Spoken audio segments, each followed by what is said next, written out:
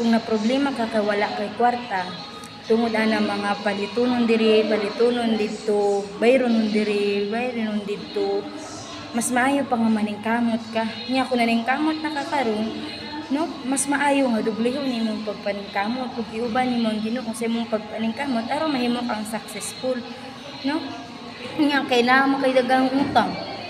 Nya sa imong kuan nga wala pa makoy kapangitaag paagi asa ko mangitag kwarta, nya moduol ka sa imong silingan, moduol ka sa imong higala asa ka makapanghuwam og kwarta.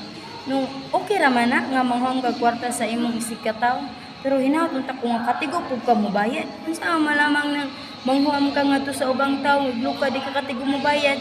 Nya kung chatan ka, kumustaon ka sa imong kwarta nga gihuwam, di na ka mo reply, imo na lamang isin, no? Sino pa ba tayo magpahuwam nimo kung ingana imong style nga magtago-tago na lang ka panahon sa tingbayan?